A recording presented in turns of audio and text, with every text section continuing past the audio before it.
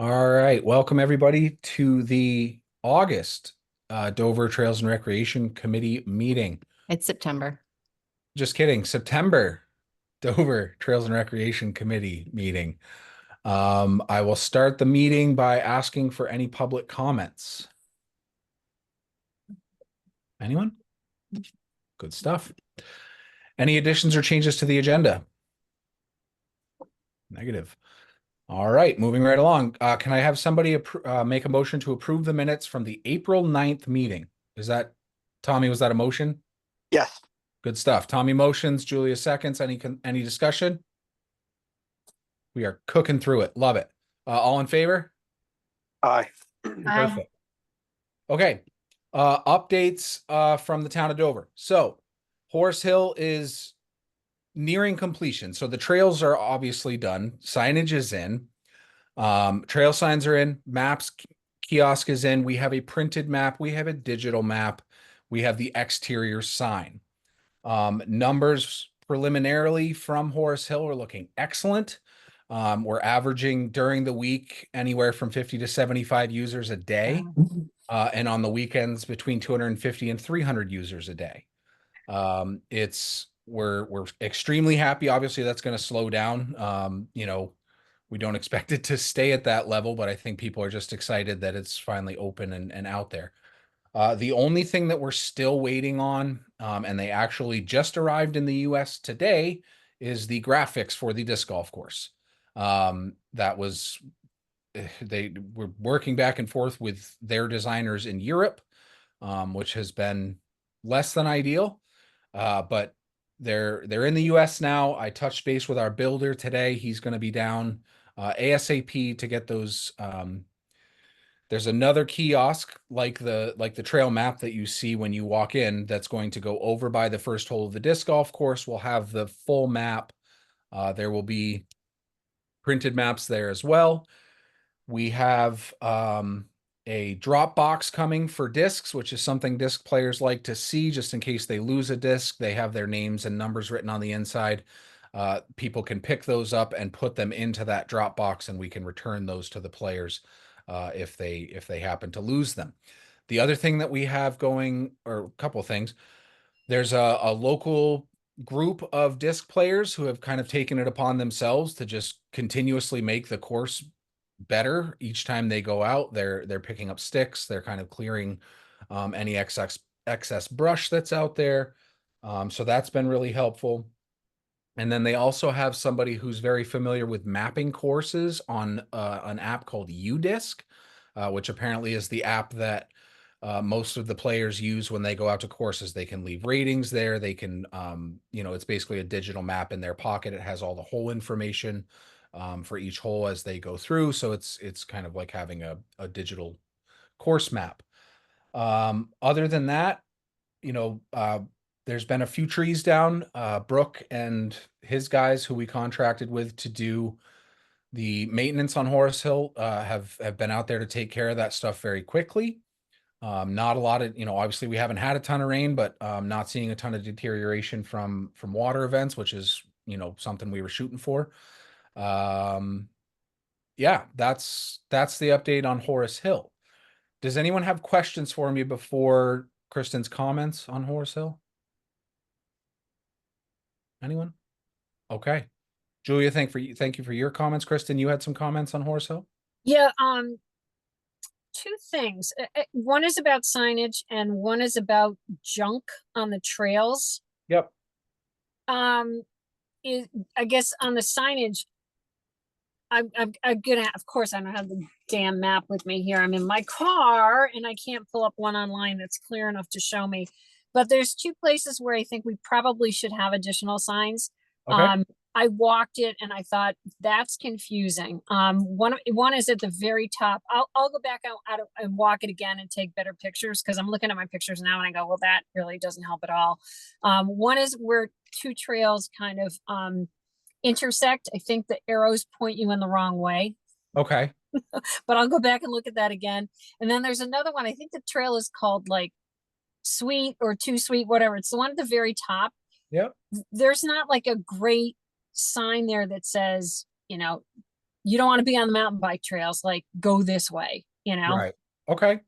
And then the junk, there's a couple of places. It looks like either there's work buckets out there and maybe that was still, you know, part of the process.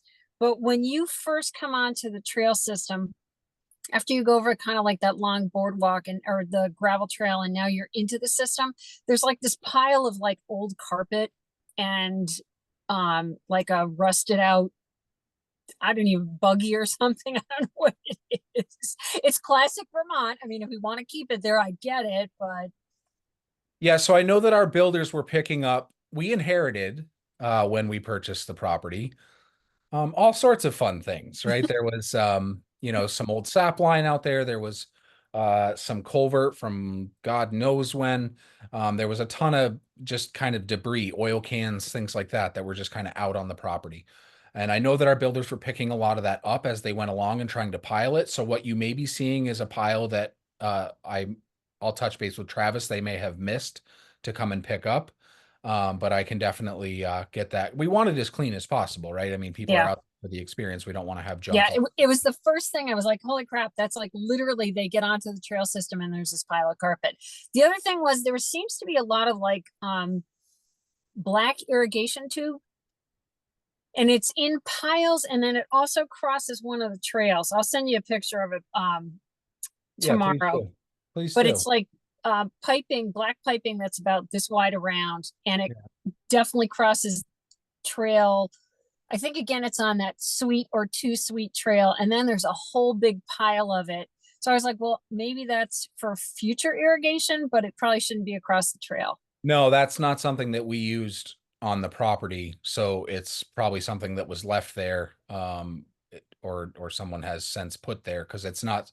We didn't use anything that would have been of that smaller size for anything that was done up there.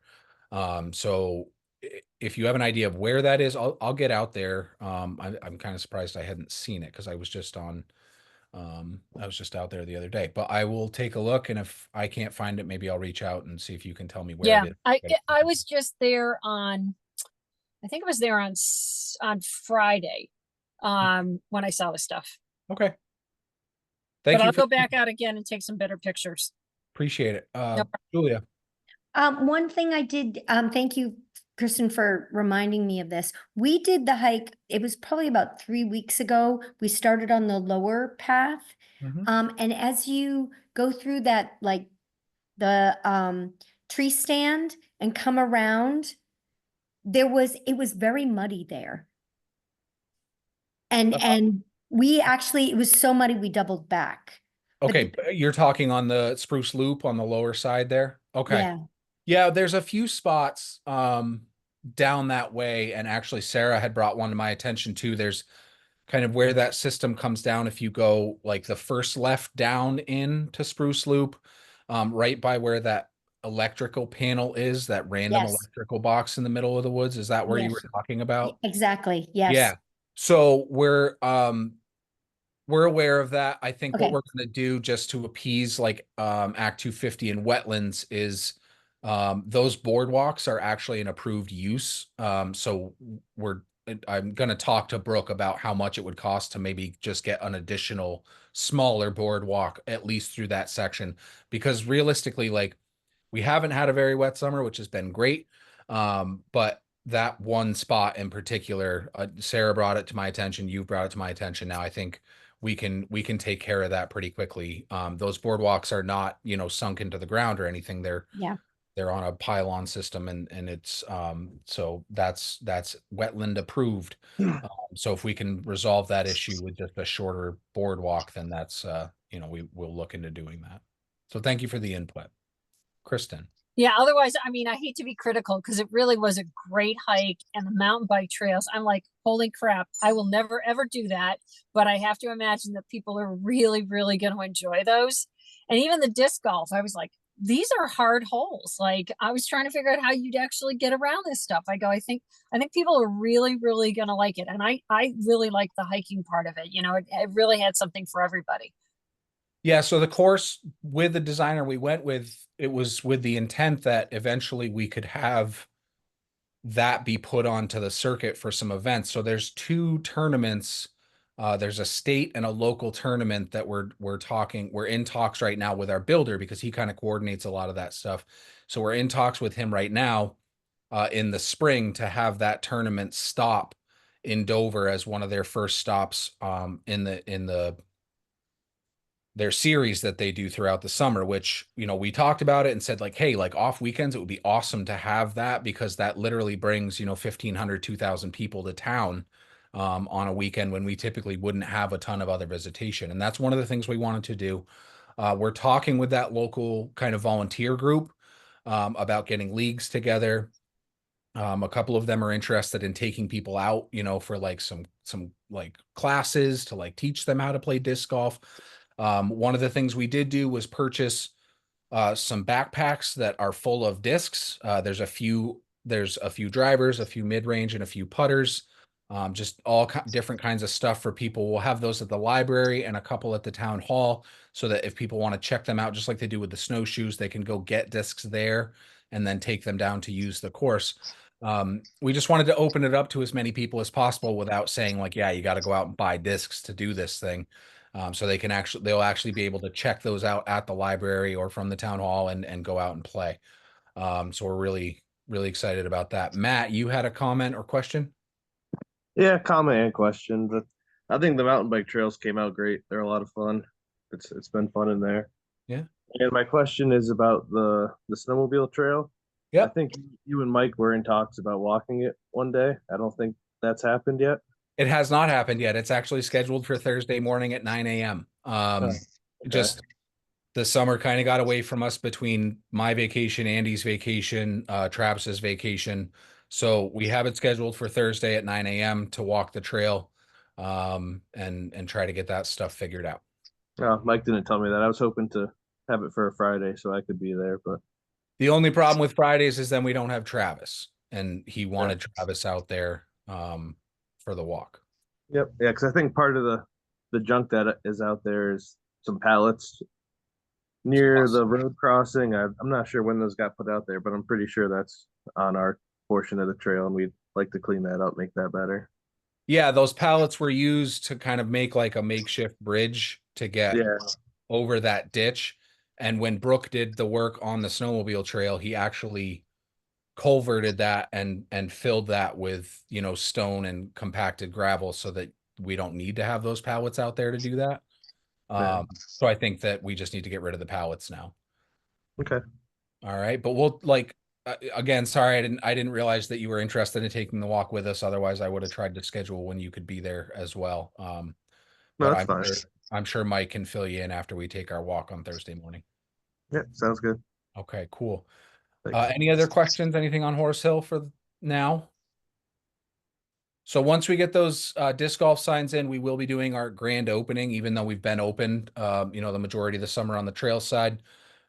We just didn't want to do the grand like ribbon cutting big event thing until we had all the signage in there and everything was done. So that'll be the unofficial grand opening, or the official grand opening, I guess, because the unofficial was earlier this summer.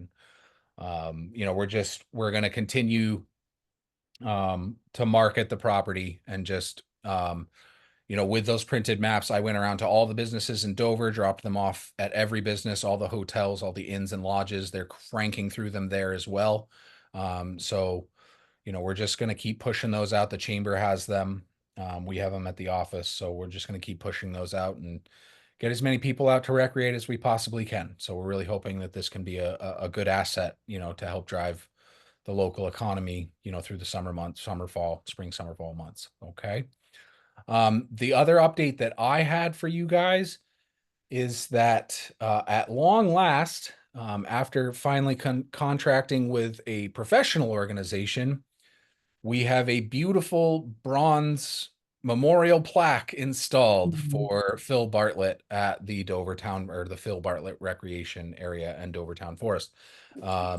Our road commissioner Travis was able to get a nice big piece of quartz up there for us. I think it's even better than the first one we had. And Abiotti Monuments came in and installed that plaque for us. It's sunk into the stone. It's all sealed.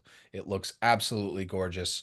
You know, so we're very happy with that. Sorry it took so long. We took a weird route with the volunteer help that didn't necessarily pan out for us. And, you know, I think we made the right call to finally get the pros in there and get it done. So that's done. And then anything else we're working on, I'll give you updates on in the future recreation section of the agenda. Okay.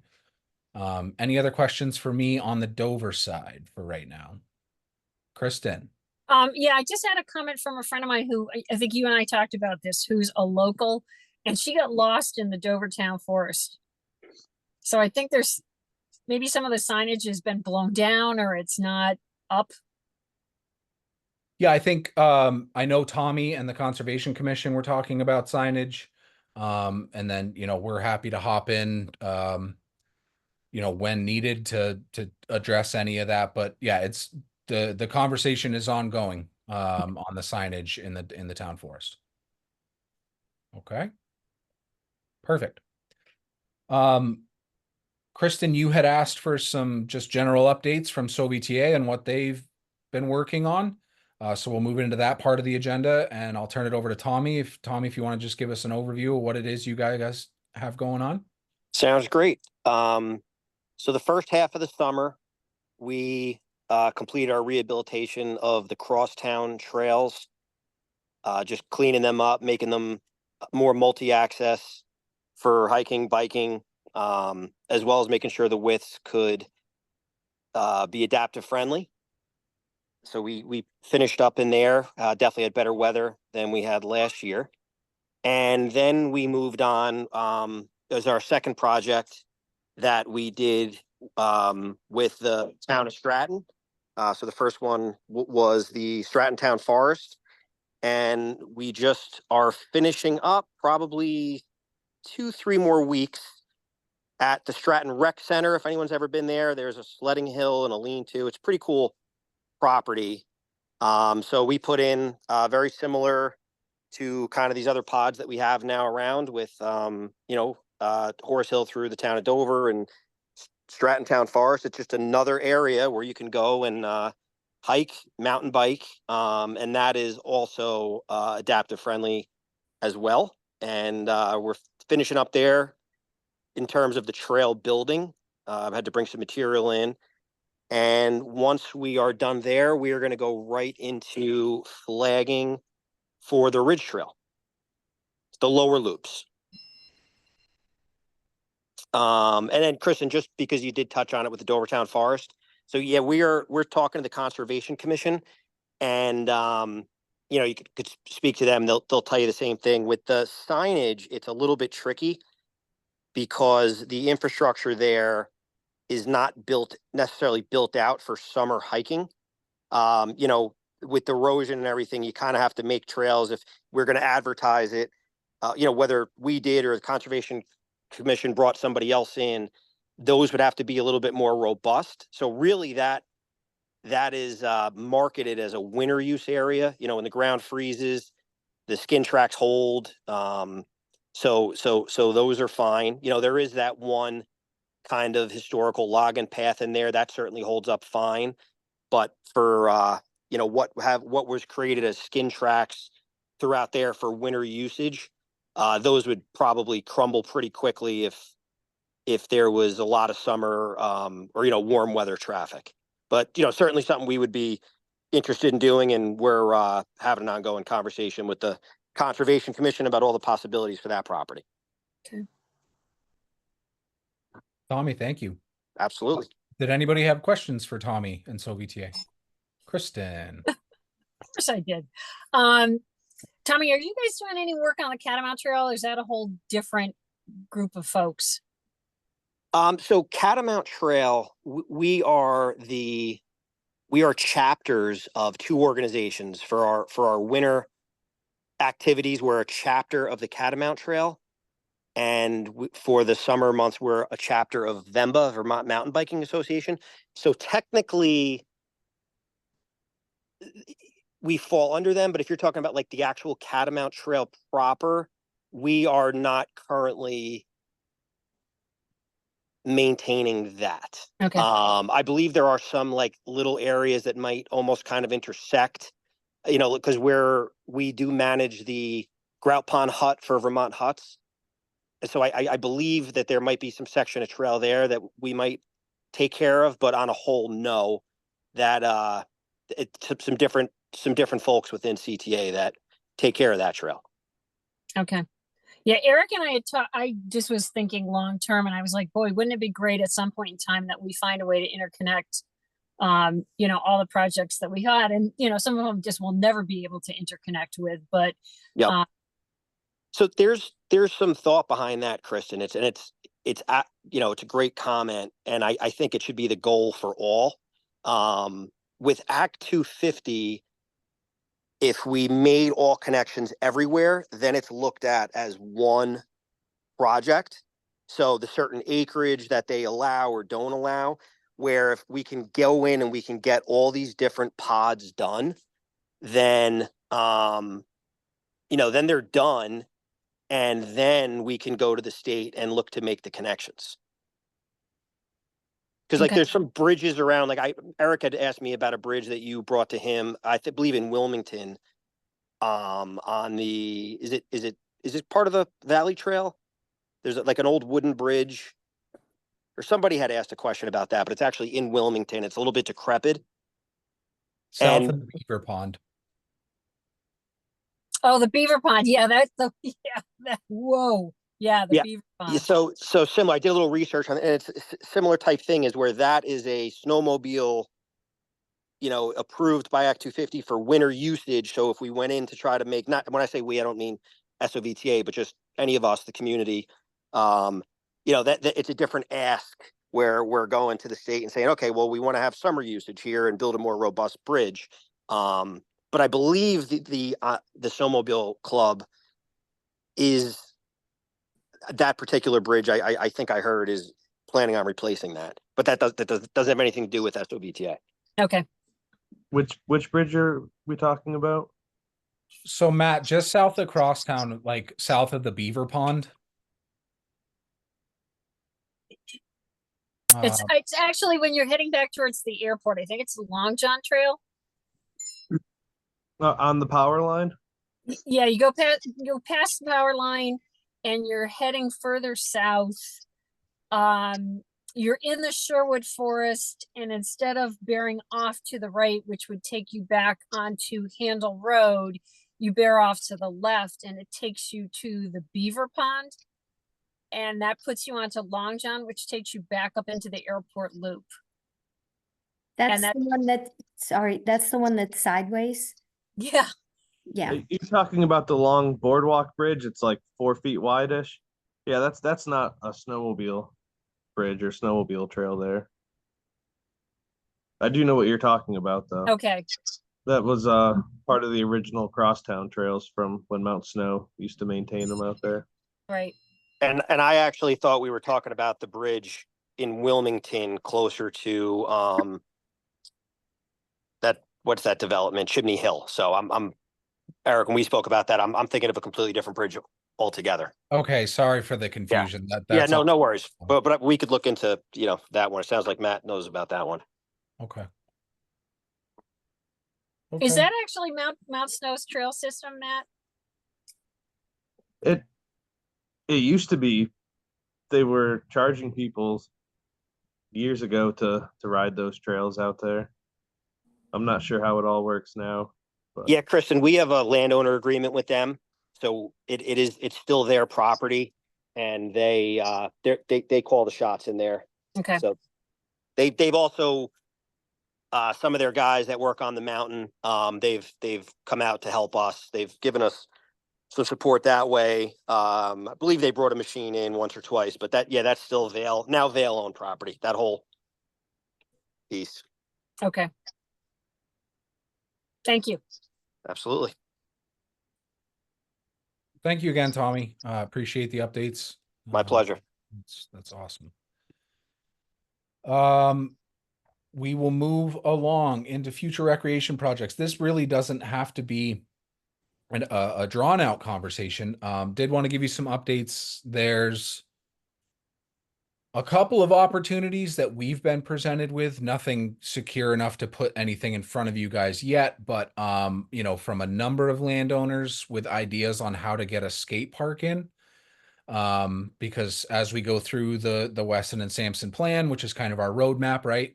You know, that's one of the things that's in there. We took care of kind of some more multi-use trails. Obviously, that's kind of an unending thing, right? Like we're always going to be looking for those opportunities, creating trails for different demographics and access and accessibility and all those things.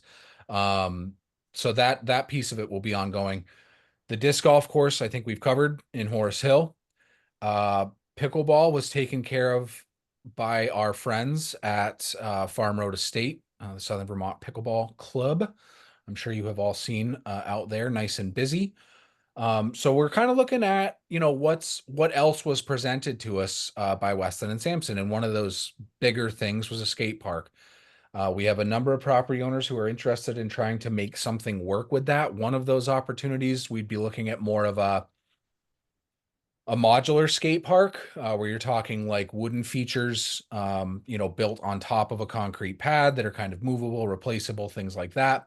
Another one of those opportunities that's been discussed is actually a full like concrete dugout skate park. So we're going to continue having those discussions. Obviously, not to the point where you know, like I said, where it would come back in front of you guys, but as we progress in those discussions, I would be putting together the required stuff to get it in front of you guys to talk about it before we go to the select board with it. So I will keep you posted on that.